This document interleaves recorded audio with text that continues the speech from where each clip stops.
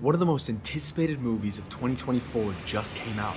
Deadpool Wolverine was a partnership that people have been wanting for years, and it's finally here. Waited a long time for this team up. After one of the most insane marketing campaigns on the levels of Barbie or The Dark Knight, it's finally in cinemas. With a $438 million international opening weekend, the most by an R-rated movie. But was it worth the hype? And more importantly, is it the Marvel savior everyone seems to think it is? What does it mean for Marvel and Disney's future in general? Let's get into it. So first off, it's important to know that Deadpool is a part of the X-Men universe, and that was owned by 21st Century Fox until Disney acquired them in March of 2019. When that happened, plans for Deadpool 3 were put on hold indefinitely and eventually cancelled until December of that year, when Ryan finally let us know that Deadpool 3 was, in fact, in the works at Marvel. The first Deadpool movie that would be a part of the Marvel Cinematic Universe, a momentous occasion that would become even bigger when we found out that Wolverine would come back. As a huge Wolverine and Hugh Jackman fan myself, I couldn't believe it when Ryan posted this to Twitter. Hey Hugh, you want to play Wolverine one more time? Yeah, sure, Ryan. So now we were getting Deadpool, the most uncensored and wild-ass character ever, released by Disney, and the irony that that entails, but also this movie would be a part of the MCU and would also revive Wolverine from his supposed death. That's a lot. And when Marvel has been performing the way it has, it's gonna take a lot to revive the soul of the studio we've loved since the first Iron Man. So did it live up to all that? Well, time for my spoiler-free thoughts. Honestly, Deadpool and Wolverine is absolutely everything you would want from a Deadpool movie. An action-packed, comical fuckfest for the ages. The action is consistently excellent, with the choreography being on point and insanely creative.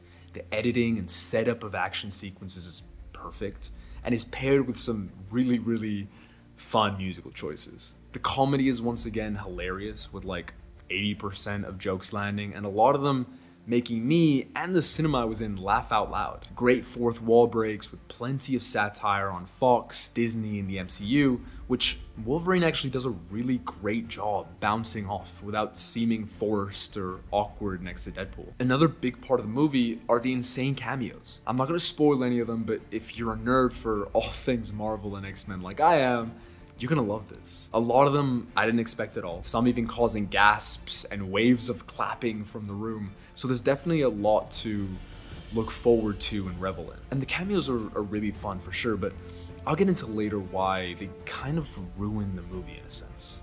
The emotional moments in this movie are very sparse, but there's one with Wolverine that is absolutely beautiful and even tear-worthy.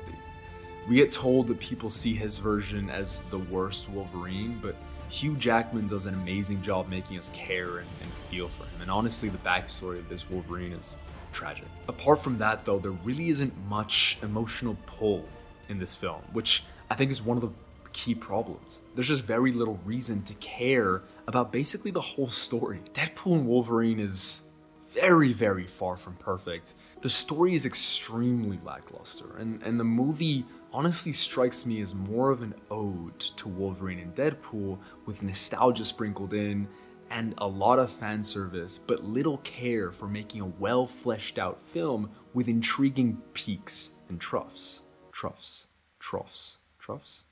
That's the problem with all these cameos. It seems like the movie was more focused on exciting cameos rather than an exciting plot as a whole, as if they were overcompensating for the lack of any depth to this film. The performance of Emma Corrin as Cassandra Nova is great. She really does a really good job, but once again, there's little emotional weight to her actions in the movie. And though I love her powers, you'll see how cool and OP she is, she didn't make me care enough at all. They could have done so much more for a movie of this magnitude. It's like a really fun new toy with a lot of parts to play with, but not a lot of cohesion or reasons to go back to it at all after the first play. Regardless, they definitely seem to be setting up a lot of things for the future of Marvel, which I won't go into too much, but I will say we did get a glimpse of a potential new Wolverine that Who knows? I mean, might take up the mantle of Hugh Jackman in the future. Yeah, I doubt it, but hey, a man can hope, you know what I mean? Now, although I thought the movie was good, and it's certainly going to break $1 billion at the box office without question, which would be actually the most successful Marvel movie in nearly 3 years, I don't see Deadpool and Wolverine as a good enough project to raise the bar for future Marvel movies. It might give the studio sparks of life, but it's nowhere near the oil barrel people think it will be for Marvel's feeble flame. This is such a standalone and unique franchise that it's hard to see how they can carry over any of the positives creatively to other franchises in the universe.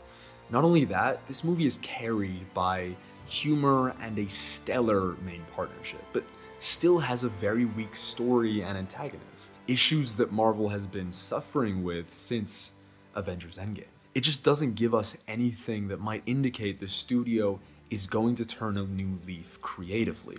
The only way I see Deadpool and Wolverine could be the catalyst for better movies going forward is if the popularity of the movie ignites the studio's long-lost passion for creativity in cinematic Marvel. If the Marvel and Disney executives see all the positive reception and it makes them want to continue to build on that fervor and positivity, then maybe. I'd say that's pretty unlikely, but hey, we can hope and dream, right? That being said, it is extremely positive to see that this is the only Marvel movie to be released this year, which is the first time that that's happened since The Avengers came out in 2012. So clearly, or hopefully, everyone behind the scenes is focused on producing quality movies without rushing anything out. 2025 and 2026 are going to be huge years for Marvel. And on that note, as of writing this, the Marvel SDCC just happened. And honestly, there's a lot to be excited about, from the Russo brothers directing both new Avengers movies, to Robert Downey Jr. coming back as Dr. Doom. Let's go. Honestly, it's a beautiful casting, and it brings back an actor we all adore in a way that doesn't seem lame or forced. Also, the fact that he wears a mask makes it better because we're not just gonna see RDJ's face and think Iron Man every time he's on screen. I have heard, though, a lot of chatter online about people calling these moves desperate by Marvel. But let's be honest here, Marvel is in a dire spot, and desperate times call for desperate measures. We got no news about X-Men or any other movie like Blade, but the info about the new Avengers movies as well as Thunderbolts and the Fantastic Four is pretty exciting. These are projects that seem to have a lot of potential, and I think everyone, along with the studio itself, is excited to have them brought to life. Marvel has been an absolute shit show.